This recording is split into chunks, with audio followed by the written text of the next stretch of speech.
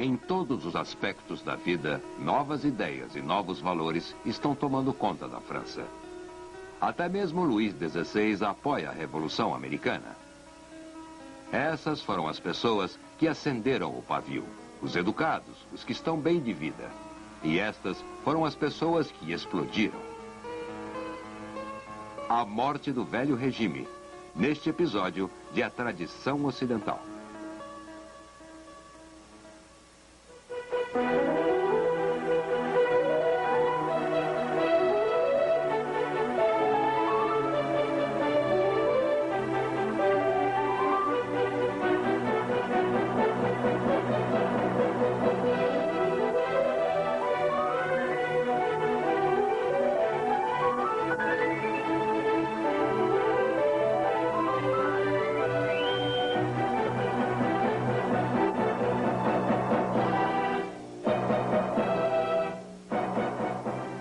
E agora o professor da Universidade da Califórnia, Eugene Weber, em sua jornada através da história da civilização ocidental.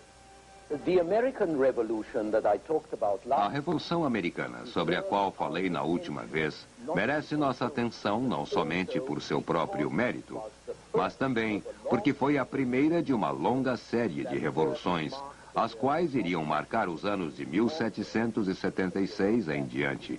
Uma série que ainda não acabou. E a revolução era duplamente significativa, porque os homens e mulheres que a fizeram e os que se envolveram nela conseguiram resolver seu problema central de um modo que a torna bastante diferente das outras revoluções que vimos desde então. A revolução é como uma bola de neve num penhasco. Não é fácil fazê-la começar a rolar, mas, uma vez que esteja a caminho, é difícil fazê-la parar de rolar e crescer, até que se transforme numa avalanche. E o problema na América era impedir que a revolução pela independência virasse uma bola de neve, transformando-se numa revolução popular e democrática. A Declaração da Independência e os artigos da Confederação marcaram o triunfo do ponto de vista democrático que favorecia a soberania popular e governo limitado. Os documentos federalistas e a Constituição, por outro lado, marcaram uma espécie de contra-revolução daqueles que desconfiavam do povo e que acreditavam num governo forte. Para os federalistas, como Alexander Hamilton, a democracia era quase anarquia. E o modo de impedir que o poder escorregasse para as mãos de uma multidão analfabeta era tendo o governo com as melhores pessoas da terra. Pessoas como o próprio Hamilton, em quem se poderia confiar para usar o poder de um modo moderado e responsável. Na Convenção Constitucional de Filadélfia, projetou-se uma Constituição que era suficientemente democrática para ser adotada, mas não democrática o suficiente para ameaçar o poder e a posição de controle das classes superiores e ricas. E isso é tão especial e incomum em relação à Revolução Americana que ela logo deixou de ser uma revolução. A bola de neve foi detida antes de tornar-se uma avalanche. Mesmo os líderes democráticos podiam dar-se ao luxo de terem ideias muito revolucionárias, muito radicais, enquanto viviam e agiam de modo mais conservador. Era possível declarar que a vida, a liberdade e a busca da felicidade eram direitos inalienáveis de todos os homens e oferecer proteção legal para a escravidão. Era possível dizer que os governos derivavam seus poderes justos do consentimento dos governados e aceitar a Constituição que não oferecia representação direta. Então a Revolução Americana era ambivalente, tanto conservadora como revolucionária. Podia continuar conservadora porque, em termos relativos, o conservadorismo dos colonizadores americanos era radical, comparado aos padrões gerais dos europeus da época.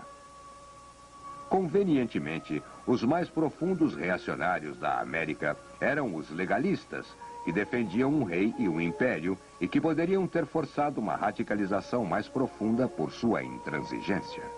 Os legalistas partiram ou foram forçados a partir para o Canadá, e os que ficaram puderam continuar relativamente conservadores, simplesmente porque as colônias jamais conheceram a opressão e porque, em relação às instituições humanas, a América sempre foi livre. Exceto, é claro, pela escravidão. Por outro lado, a Revolução Americana foi revolucionária, porque os colonos assumiram os riscos da rebelião e porque enfrentavam os americanos que queriam uma sociedade como a sociedade aristocrática da Inglaterra e do resto da Europa. Mas, principalmente, a Revolução foi revolucionária porque mostrou como certas doutrinas abstratas, como a dos direitos dos homens e da soberania do povo, poderiam ser, como John Adams colocou, reduzidas à prática por assembleias de cavalheiros de bom nível mental, exercendo o poder constituinte em nome do povo.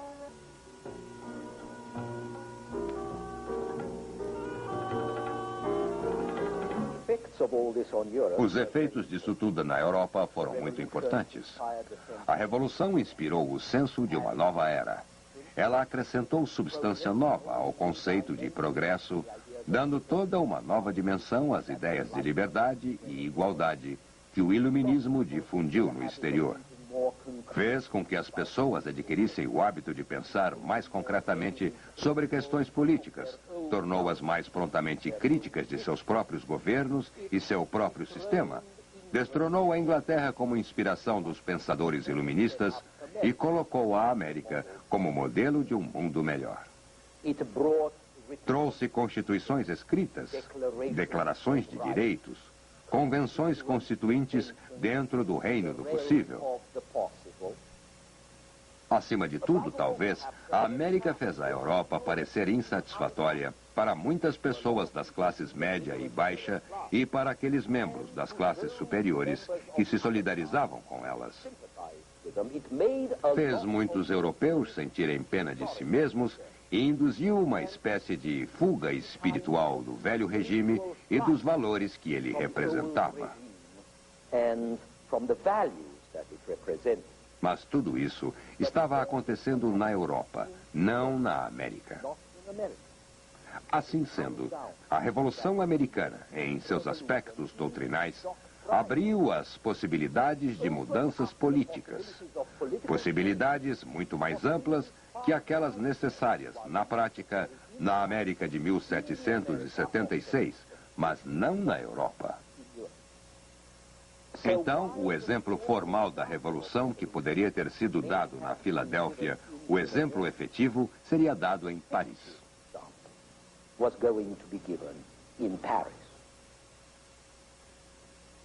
Foi 1789, com a tomada da Bastilha, e não 1776, que pôs fogo na Europa.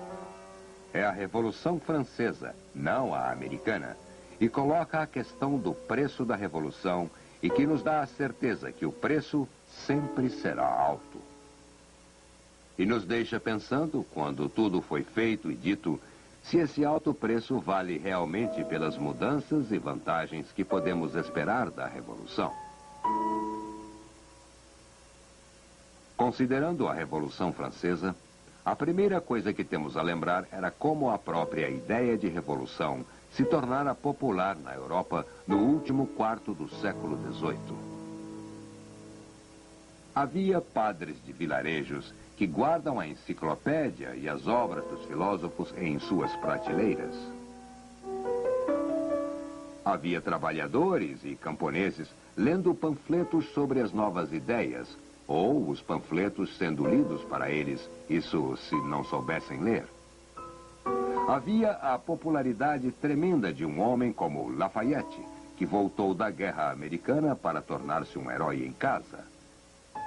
E Benjamin Franklin, que se torna uma espécie de santo do iluminismo. E, claro, havia os filósofos. Nenhum deles, na realidade, defendia uma revolução violenta, mas seus escritos difundiam ideias revolucionárias. Junto com os livros e panfletos que estavam refazendo a mente europeia, especialmente a francesa, havia propaganda para mudanças radicais nos salões de moda de Paris, em cafés e em sociedades de todos os tipos, que eram encontradas em grande número nesta época. Sociedades de agricultura, associações filantrópicas, academias provinciais, sociedades de correspondência e salas de leitura, onde as pessoas podiam não somente ler, mas conversar. As lojas maçônicas, especialmente, eram favoráveis a infiltrações filosóficas, porque tinham os mesmos ideais dos filósofos: igualdade civil, tolerância religiosa, a liberação da personalidade humana de todas as instituições que a mantinham imatura. As lojas não incluíam apenas burgueses, mas padres e nobres e até os irmãos de Luís XVI. Também havia o teatro. Um teatrólogo como Beaumarchais, cuja patrocinadora era a rainha Maria Antonieta, ocupava-se escrevendo comédias subversivas, caso do casamento de Fígaro, que levantou dúvidas sobre o valor do nascimento nobre.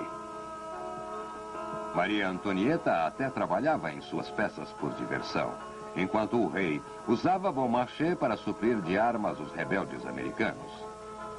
Nas mãos de outro maçom, Wolfgang Amadeus Mozart, Fígaro tornou-se o herói de uma ópera imensamente popular, e as ideias maçônicas ofereceram o núcleo de uma ópera ainda maior, a Flauta Mágica. As virtudes da humanidade também foram afirmadas por um novo interesse nas virtudes necessárias do cidadão. E isso era compatível com o renascimento dos modelos clássicos de boa cidadania na Grécia e especialmente em Roma. Lembram do patriota de Rhode Island que queria despertar tudo o que era romano em Providence? Muito da retórica da Revolução do século XVIII referia-se aos heróis resolutos e implacáveis da República Romana, que sacrificaram a si mesmos e a todos os outros pelos interesses do Estado e da sociedade.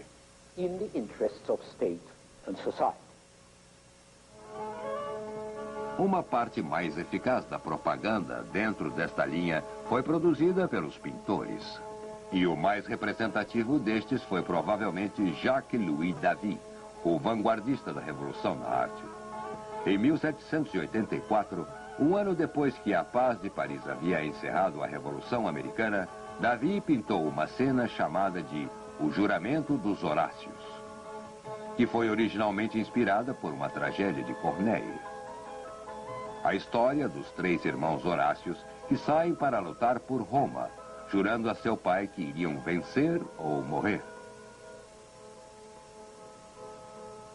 As cenas históricas de David eram invariavelmente manifestos pelo estoicismo, coragem e espírito cívico. Eram vistos como uma acusação aos modos aristocráticos estéreis e uma propaganda para uma volta às morais rígidas e patrióticas da Roma republicana. Assim, David tornou-se um herói da cultura e em 1789 pintou outra cena clássica. Brutus, o cônsul romano, recebendo o corpo de seu filho, que ele condenara à morte por traição. Não era só a elevação moral. A implicação política era o cenário e as vestes que faziam uma declaração forte a favor das virtudes simples para uma arquitetura sóbria, sem curvas, nem arabescos, por roupas e móveis que eram reservados e simples e por implicação virtuosos. E isso teve um tremendo impacto na moda. A virtude não é fácil de ser obtida, mas vestir-se num estilo virtuoso era. Então, os homens deixaram seus cabelos curtos, no estilo romano à la Brutus. E as mulheres adotaram os vestidos e penteados das irmãs de Brutus. E, eventualmente, as que eram atualizadas adotaram os vestidos muito suaves que as sabinas usavam quando os romanos as sequestraram, com linhas retas e praticamente sem roupa de baixo.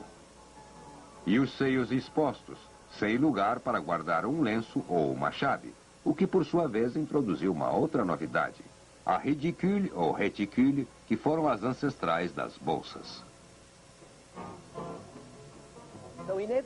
Então, em todos os aspectos da vida, valores novos estavam tomando posse. Na verdade, em 1780, esses novos valores e ideias estavam por lá há tanto tempo que não pareciam muito novas, nem muito revolucionárias. As pessoas começavam a aceitá-las como naturais, e mesmo contra quem elas eram dirigidas, os aristocratas começavam a aceitá-las como originais. Mas eles estavam brincando com fogo. Luís XVI, por exemplo, apoiou os rebeldes americanos e ajudou-os a vencer a Revolução. Nobres franceses, como o Marquês de Lafayette, lutaram no exército americano e tornaram-se heróis na França porque lutaram por uma causa que todo o mecanismo do Estado francês estava preparado para esmagar em seu próprio país. Ao mesmo tempo, a monarquia estava enfraquecendo, porque suas finanças foram solapadas pelo custo da guerra do outro lado do Atlântico. A Revolução Americana custou à França o equivalente à renda de 4 anos. A maior parte do dinheiro foi levantado por empréstimo, e mais da metade do orçamento de cada ano ia para o pagamento dos juros da dívida. Muitas outras coisas estavam dando errado. O tempo estava ruim, as plantações estavam ruins, o preço do pão subia cada vez mais. Os salários ficaram estagnados, os preços subiram, bem como os impostos que o governo, desesperado, tentando controlar seu saldo, procurava arrancar do contribuinte. Como muitos franceses não eram contribuintes, já que nobres, clérigos e oficiais da coroa não tinham que pagar nada, o peso caía sobre o povo incapaz de pagá-lo.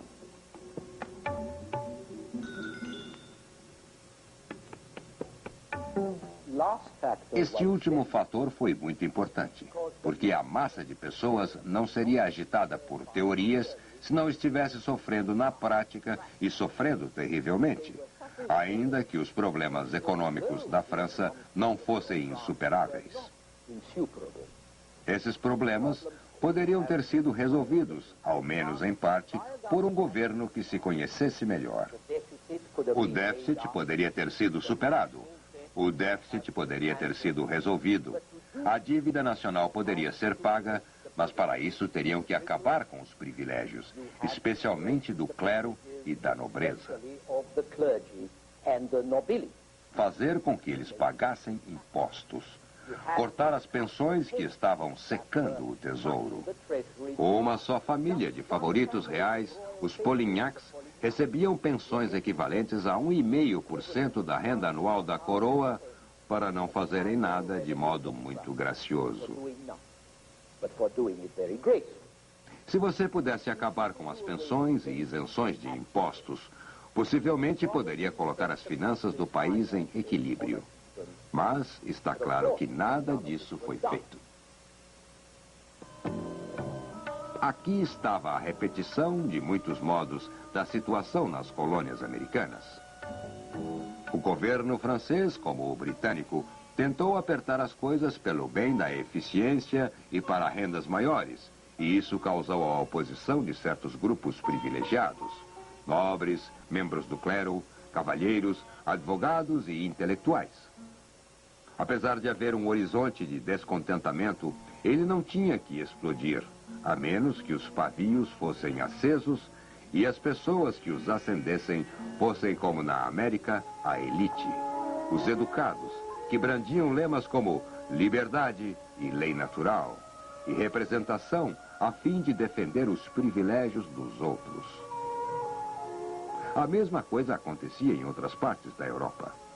Em 1786, houve uma revolução na Holanda que teve que ser sufocada por tropas prussianas.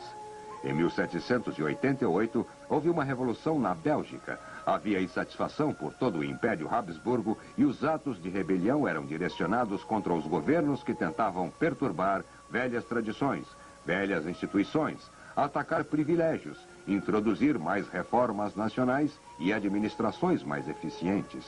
Isso foi o que aconteceu na França. O governo francês, com um ministro de finanças razoavelmente hábil, Charles de Calonne, tentou racionalizar a administração do país. Tentou entrar na era moderna, abolindo os sobreviventes anacrônicos do sistema feudal. Mas, paradoxalmente, o governo tentava fazer isso revivendo uma velha instituição feudal, os Estados Gerais. Uma assembleia representativa que tinha se encontrado apenas uma vez desde 1500 e nunca mais desde 1614. O governo queria fazer o papel do terceiro Estado, os comuns, contra as ordens privilegiadas. Mas o engodo falhou e o terceiro Estado tomou posse, alegando, com toda razão, que ele realmente representava a nação. Declarou a si mesmo Assembleia Nacional. E depois de muita conversa, muitas das quais tolas, os representantes da nobreza e do clero uniram-se a eles. Junho de 1789 foi o começo da Revolução Constitucional. Depois, no dia 4 de agosto, numa grande explosão de entusiasmo, a Assembleia aboliu a ordem feudal. A reunião foi inaugurada com um visconde propondo a abolição de todos os privilégios econômicos, o fim do trabalho forçado, o fim da isenção dos impostos. Um duque o apoiou com veemência e as propostas foram votadas com entusiasmo. E depois disso, todos os privilégios particulares foram sacrificados no altar da terra pátria. Os direitos de caça seguiram o mesmo caminho. Grupos profissionais e corporações foram suprimidos. O clero abriu mão de suas ligações. Os magistrados que compraram seus postos abriram mão deles. O desmantelamento da velha ordem continuou até as 2 da manhã. É interessante comparar a visão de Davi do momento crucial, quando o terceiro Estado jura nunca se separar até que a França tivesse uma Constituição escrita como a dos americanos. Comparar isso com a pintura do Juramento dos Horácios, pois os gestos são exatamente os mesmos. Isso demonstra que ou a vida imita a arte, ou os artistas imitam a si mesmos. De qualquer modo, quando a reunião terminou, a unidade administrativa e política da França havia sido alcançada, algo que a monarquia absolutista sempre tentou e jamais conseguiu fazer. E o velho regime estava morto. Sob seu túmulo, 3 semanas depois, a Assembleia proclamou a Declaração dos Direitos do Homem, cheia de ecos da América e alguns ecos mais distantes, de Locke e Rousseau. Pode parecer que, no fim de agosto de 1789, a Revolução Francesa tinha sido feita e que, quanto ao público de Londres, Paris e Filadélfia, tudo estava acabado, menos a animação. Infelizmente, como sabem, não estava acabado, porque como o rei tinha jogado o terceiro Estado contra os nobres e o terceiro Estado tinha tirado o melhor disto, para conseguir o que queria, o terceiro Estado criou seu próprio monstro, que era o povo, a multidão de Paris.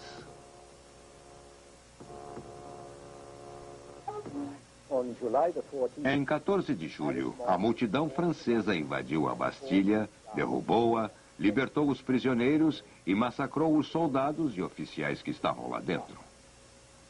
Não importava que a velha prisão estivesse praticamente vazia, porque sua queda manteve os reformistas no poder na Assembleia Nacional e golpeou as sobrevivências opressivas da ordem feudal.